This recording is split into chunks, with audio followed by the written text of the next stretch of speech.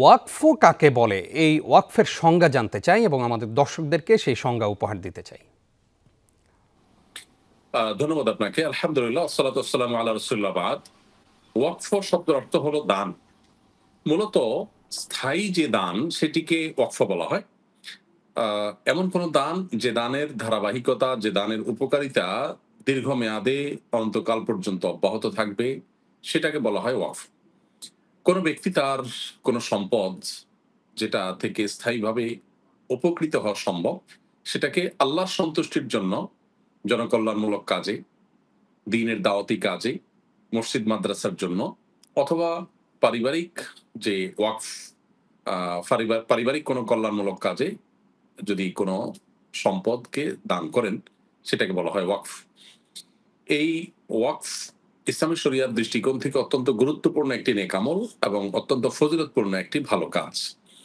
আল্লাহর উদ্দেশ্যে যে কোনো ধরনের স্থায়ী দান, যেটার উপকারিতা দীর্ঘমেয়াদে মানুষ পেতে থাকবে, সেইটাই ওয়াকফের আওতাভুক্ত। ওয়াকফের গুরুত্ব সম্পর্কে নবী সাল্লাল্লাহু আলাইহি ওয়াসাল্লাম একটা হাদিস আমরা জানতে পারি। তিনি বলেছেন, ইযা মাতাল ইনসানু ইনকাতা আনহু আমালুহু ইল্লা মিন সালাস। মানুষ যখন মারা যায় তার সমস্ত আমলের দুয়ার বন্ধ হয়ে যায়। এর মধ্যে ৩টি আমলের দরজা ওপেন থাকে মানুষের মৃত্যুর পরও। তার মধ্যে থেকে একটা হলো এমন দান, যেই দান এর ধারাবাহিকতা বা তার উপকারিতা দীর্ঘমেয়াদ পর্যন্ত অব্যাহত থাকে, যেটাকে সাদকায়ে জারিয়া বলা হয়।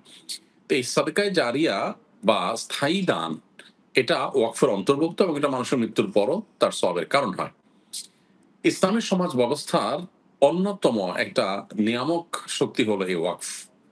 যে কোনো ভালো কাজ সেটা যেন সাস্টেইনেবল হয়, সেটা যেন দীর্ঘমেয়াদে টিকে থাকে, তার জন্য ওয়াকফের কোনো বিকল্প নেই। সাহাবা ইকরাম নানাভাবে তারা তাদের সম্পদের ওয়াকফ করতেন। যেমন খায়বারে ওমর রাদিয়াল্লাহু তাআলা আনহু তার কিছু জমি তিনি ওয়াকফ করে দিয়েছেন আল্লাহর জন্য।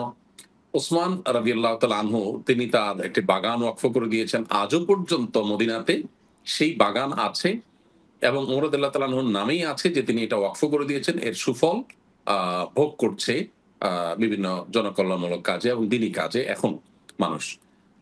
ঠিক একইভাবে আমরা সৌদি আরবে মক্কাতুল মুকাররমার সামনে যে ক্লক টাওয়ারটা দেখতে পাই, ঐতিহাসিক এবং সবার কাছে পরিচিত যে বিশাল বড় ক্লক টাওয়ার, বিশ্বের বড় টাওয়ারগুলোর একটি। জি।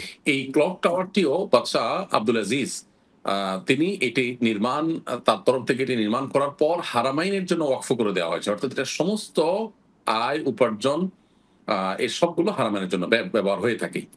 তো একটা ইসলামী সমাজে যে কোনো ভালো কাজ, ধরুন আমি একটা মসজিদ করলাম, এই মসজিদটা যেন দীর্ঘদিন টিকে থাকতে পারে, তার জন্য স্থায়ীভাবে একটা জমি দান করে দিলাম। এটা আর কেউ মসজিদকে অন্য কোনো কিছুতে রূপান্তর করতে পারবে না।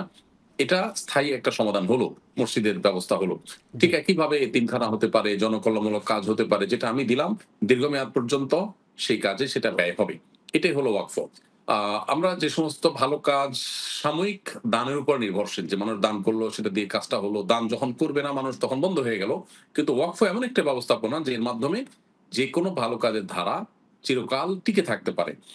ভারতবর্ষে সবচেয়ে বড় অ্যাসেট, সবচেয়ে বেশি অ্যাসেটের মালিকানা ভারতীয় রেলওয়ের, তারপরে ভারতীয় সেনাবাহিনীর, তারপর তৃতীয় সর্বোচ্চ সর্বোচ্চ প্রাতিষ্ঠানিক সম্পদের মালিকানা হলো ভারতীয় ওয়াকফ বোর্ডের।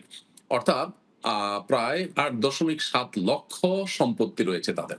তো ওয়াকফ এমন একটা সামাজিক ব্যবস্থাপনা ইসলামী শরিয়ার দৃষ্টিকোণ থেকে, যার মাধ্যমে বহুবিধ কল্যাণ দীর্ঘকাল স্থায়ীভাবে টিকে থাকতে পারে।